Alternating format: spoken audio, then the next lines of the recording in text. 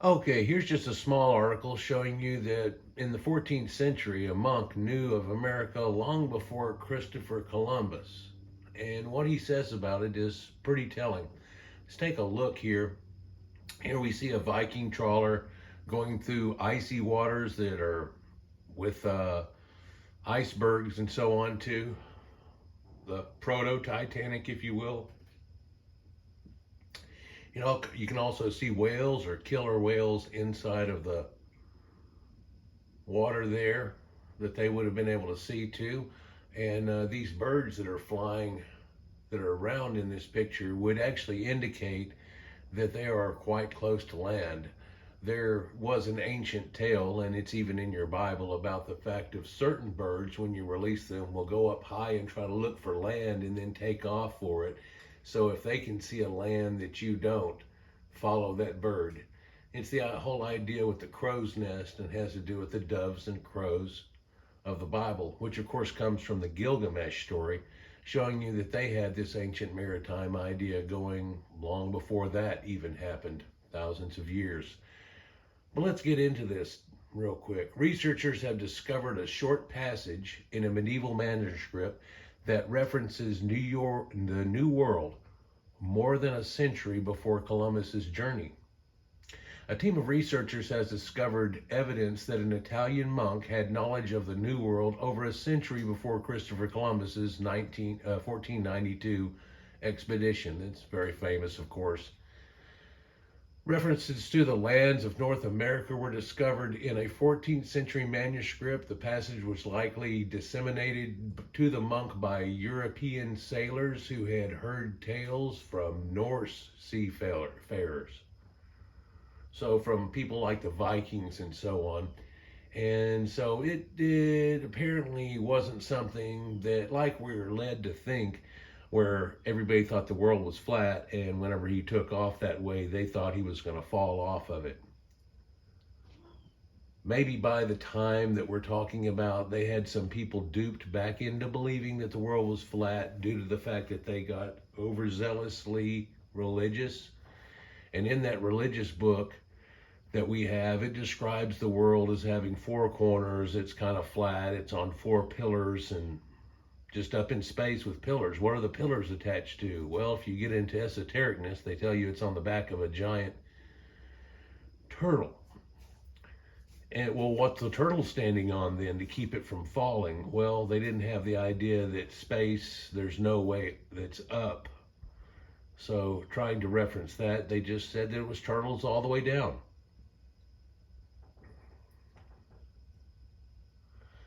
Even with this present so early on, there are a few sources that demonstrate Western European knowledge of the continent's existence. In fact, there is just one that they have so far, but there's a lot of other telltale things too, and sites that have been found in America and artifacts that people want to write off. This kind of gives it a little more validity on its possibility. Since the 1960s, it's been established that the Vikings reached the New World before Columbus to set sail from Spain, and the site that we know of is La Anse Meadows, Newfoundland, and it was found to be the site of a Viking settlement in North America as early as 1000 AD. Here's one for you. They found now they have another settlement, and it's farther, closer into America from the Newfoundland, really reaching into the continent. And this is what they said was a type of Vinland area where it wasn't really mainly frozen and stuff like Iceland and so on, for it's actually had a whole bunch of berries, hence the name Vinland on it. And so they went from there.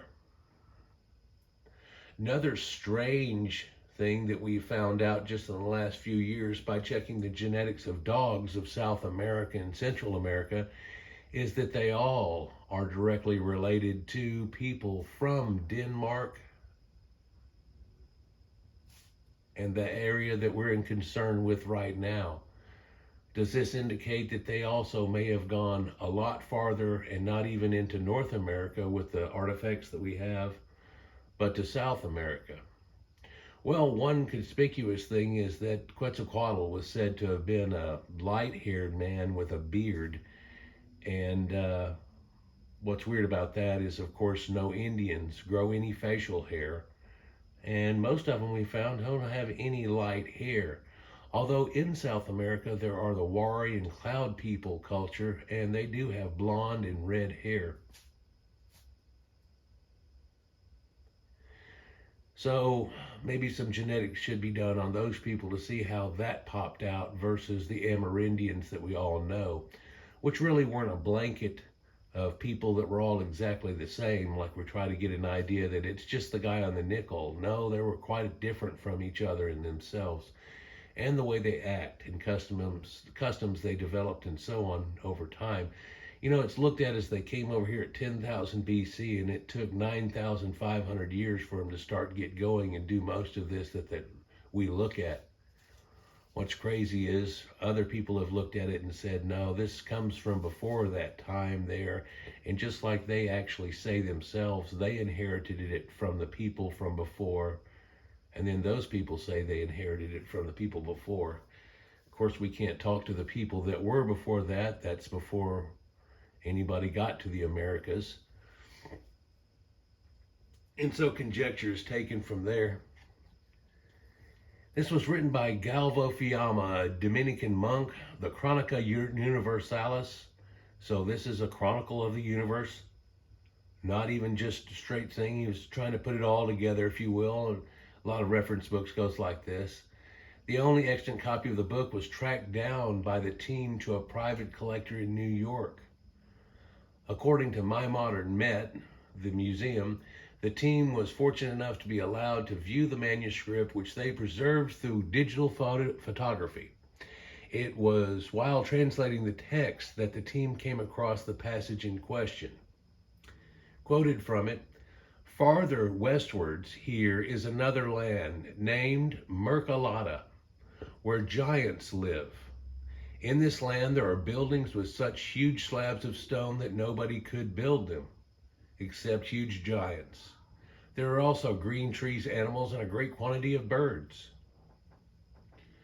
Now, to take this in context, he was talking about the western lands that people know of in Europe and stuff, and the islands and stuff from there. And then he proceeded to tell you that farther west from this point we're talking about, across that ocean, is a land named Merckalada. That's strange. We're always taught that Amerigo Vespucci is what's been made for America, and that's not true. And the ancient Amerindians of Central America and South America had Amaruca already there, and so that's very similar. And you ask them what it's called, and then you name it off what it's called there. But it shows something here with a land called Merckalada.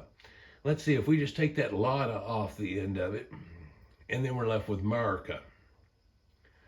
Now, I don't know if you know about America, but around in America, that sounds like that also could be a point for it starting there.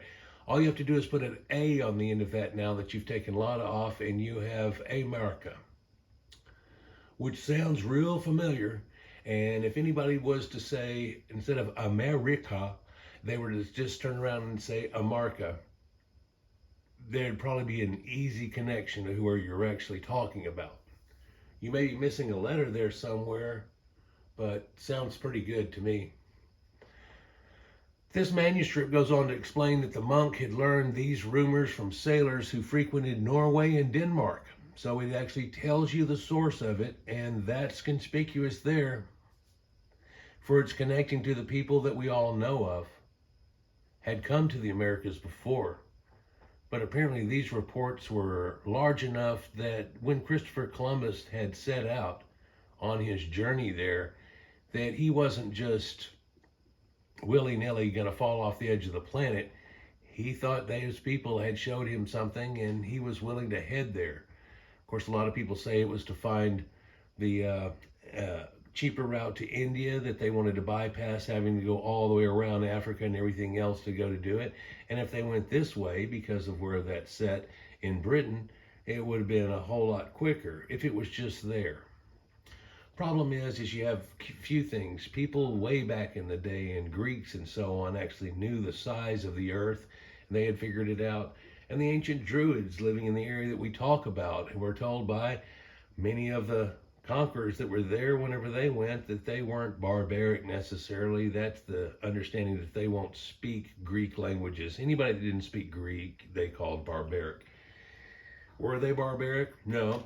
They made Stonehenge, but also in this description of them, he tells you they know about the size of the earth and things like that. So at one time, people knew the size of the earth, and that was driven out of them by religion, where they tried to describe the earth as having flat and four corners, and there was a dome over it, and we were somehow in a snow globe, and the surface of the outer snow globe had little pinholes in it, and that's what gave us the light there. But they also talk about that there's vents in that too, and if you open up the vents, it rains. And when God made the flood, he opened them all up at once somehow.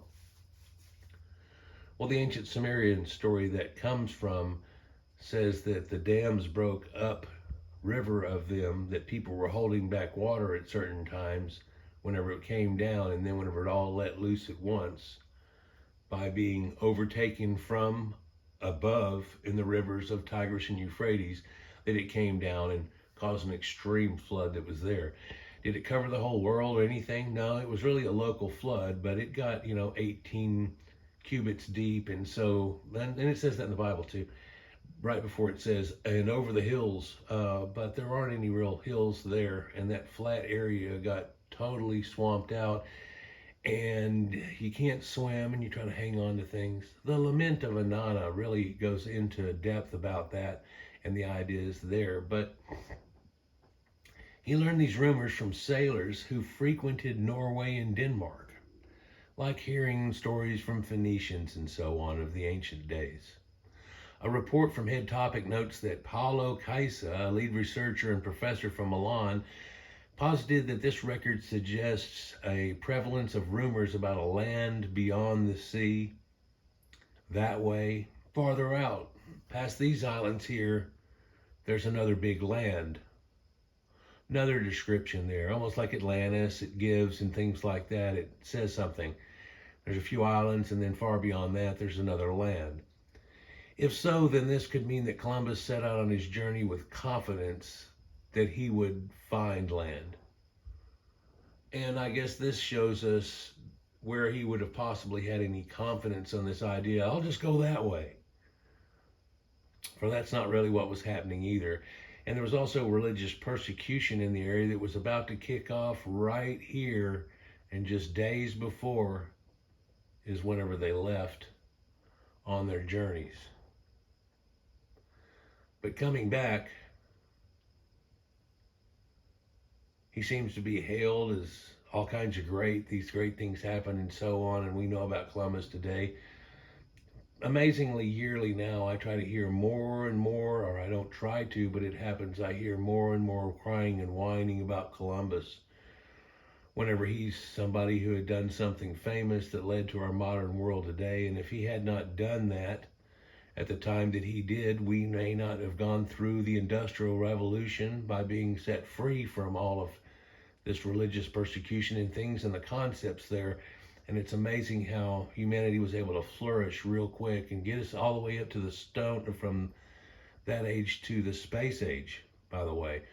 Whenever there's a lot of people not involved in any of this that's still in the Stone Age or pre-Neolithic, actually. But we try to have interaction with them, but I think that's made enough mistakes to where we've decided that we're not going to mess with primitive people anymore, And that's okay too, I guess. Anyhow, let me know what you think about this right here. But farther westwards, there's another land named Merckalada, where giants live in this land. They're building such huge slabs of stone that nobody could build them except huge giants. Well, they thought that too about cyclopian ware, that somehow these giant cyclops and they were giants had built all this stuff, and there are tales of ruins that were predating the people that we think of that built it, who say that this was here long before them, and they think that it was built by giants because at that time they had already perfected a lot smaller of a brick, even if it's in stone or clay, fired bricks, which is easier to handle and move, and then constant sizes, which are corresponding with each other and all fit together like a block. And that is the way that we do ours today, offsetting and so on. But if you look at that of ancient times, that cyclopian, it seems like they made each rock to fit into each one and went out of their way to try to make it like that. Sometimes trying to get back to a flat surface, but then going wibble wobble off of that as much as they could, or taking a rock that has a broken piece on it and just filling in and things, but then able to make that fairly smooth. And it's kind of an odd way of making stone work, if you will. But there's only one people that were really in the world that were doing great stonework back at that time that we know of, unless we want to start looking at history as being something totally different than what we're led to believe.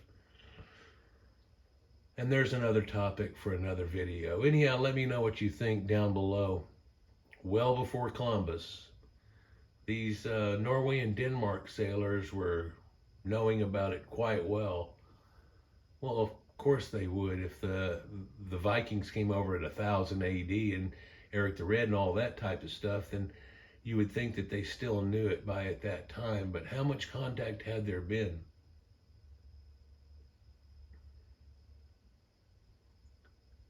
Who's Quetzalcoatl? And he said he would come back.